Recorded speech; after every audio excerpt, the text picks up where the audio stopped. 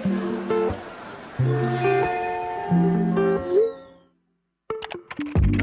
う少し話そう君とね今は僕だけを気にして不思議 Hello everybody, welcome back to my channel. My name is Jessica and today's video is all about base makeup. One of the most common questions I get is why is my foundation patchy? And this is kind of a difficult question to answer because there are so many reasons as to why this could be happening, like your skin prep, the type of products you're using. There's like liquid versus cream versus powder products. So today I try to address every single reason as to why your foundation could be getting patchy in partnership with Isntree. Let's start.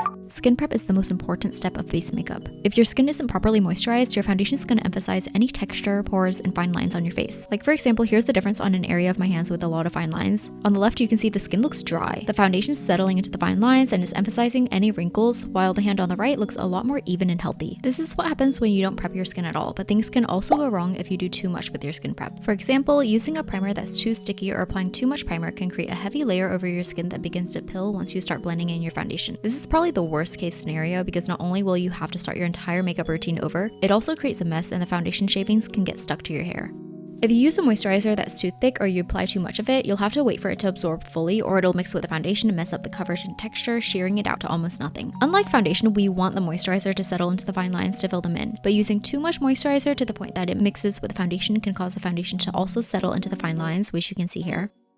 You want the perfect balance of moisture, so you need something hydrating without being too thick or sticky. For this, I've found products with hyaluronic acid like this Isntree Ultra Low Molecular Hyaluronic Acid Toner have the perfect watery texture. If you don't know what hyaluronic acid is, it is my favorite ingredient in skincare. It's the molecule that can bind to and hold a large amount of water, so whenever I see this in products, I know it's going to be very hydrating even when it has a lightweight consistency. Using this toner before makeup also helps to clean and remove any dust on your face before you start applying foundation. Next, I'm using the Isntree Ultra Low Molecular Hyaluronic Acid Serum. This also has a very watery texture, so it absorbs very quickly and hydrates the skin without feeling heavy or sticky, so you can apply makeup right after. If you want to try any of the Isntree products I mentioned, they're doing a sale on Amazon for a limited time, so make sure to click my link in the description box.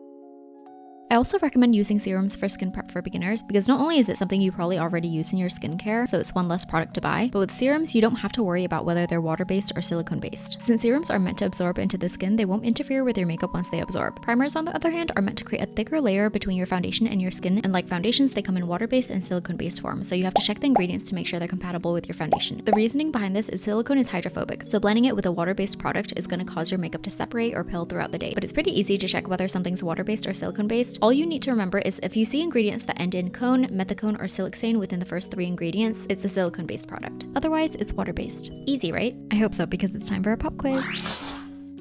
Can you tell whether this is silicone-based or water-based?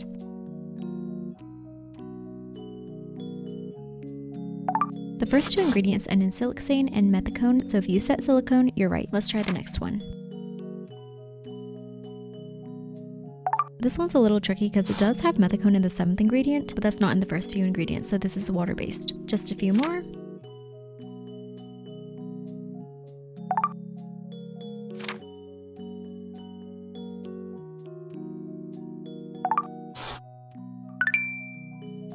Now that that's covered, it's time to move on to the foundation application. There are a few reasons why your base can get patchy at this step. If your foundation looks like this, with dried streaks and harsh border between the foundation and your skin, you're either waiting too long before blending in your foundation, or the product you're using is too matte for your skin. For example, here's a matte foundation that I'll leave to dry down for a bit before I start blending. If you wait too long, by the time you start blending, the borders will not blend out because that's what starts drying first. And since the foundation has already started drying, if you try to force it to blend out, you'll start rubbing off the top layer, leaving behind dry-looking patches and streaks. The only way to fix this is to blend quicker or switch out your foundation with something that dries down slower. Another cause of patchy foundation could be something as simple as a sponge that's too wet. When you're using a beauty sponge, you want it to be slightly damp, not soaking wet. If the sponge is too wet, it'll pick up your foundation, leaving patches that emphasize your skin texture. So to fix this, either wait for your sponge to dry a little before blending, or use cushion puff to blend your foundation instead. These have a very similar effect to a sponge, but they're used dry, so they don't shear out the product as much and they'll give you more coverage. For this reason, cushion puffs are also really great for blending out your concealer.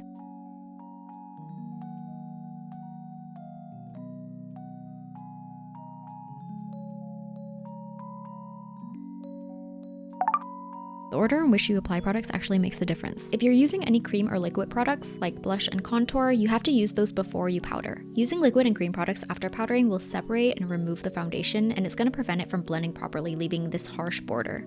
I'll show you the difference in how it blends based on the order in which you apply the products.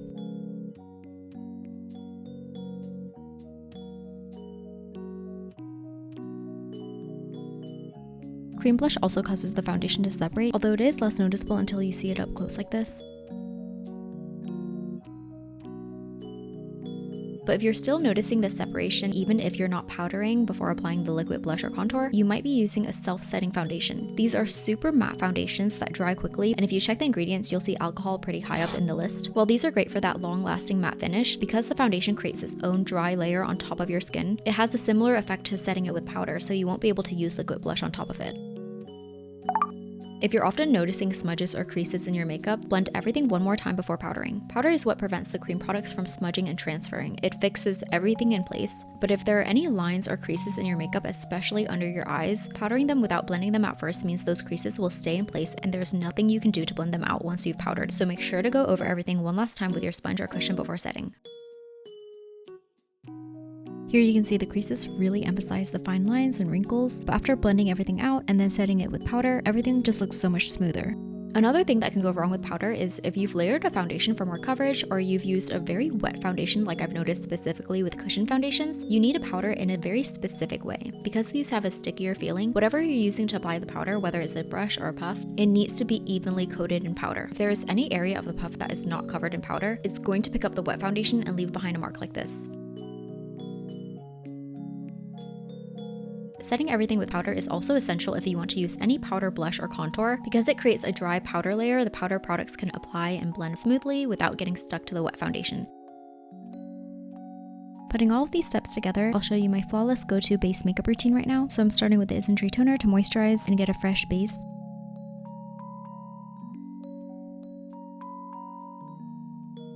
Next, I'm applying the Isntree serum to also moisturize and as a makeup primer before I start applying foundation.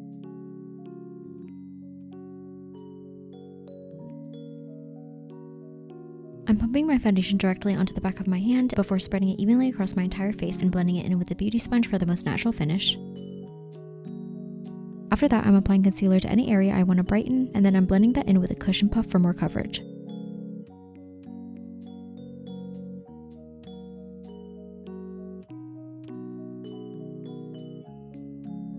Before setting everything with powder, I'm going to use my cream products, so cream contour and cream/liquid blush.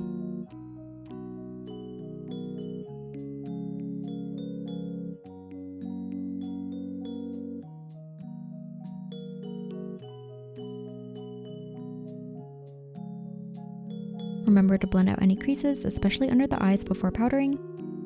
Evenly coat the powder puff in powder, and then set the entire face.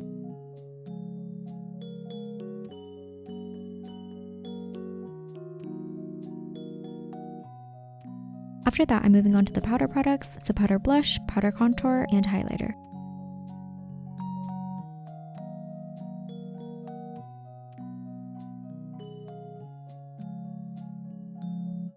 I finished my eye and lip makeup off camera, and this is the final before and after. Thank you so much for watching, and thanks again to Isntree for sponsoring this video. If you like this video, remember to like and subscribe, and comment any future university topics you want to see me cover, and I will see you in my next video. Bye!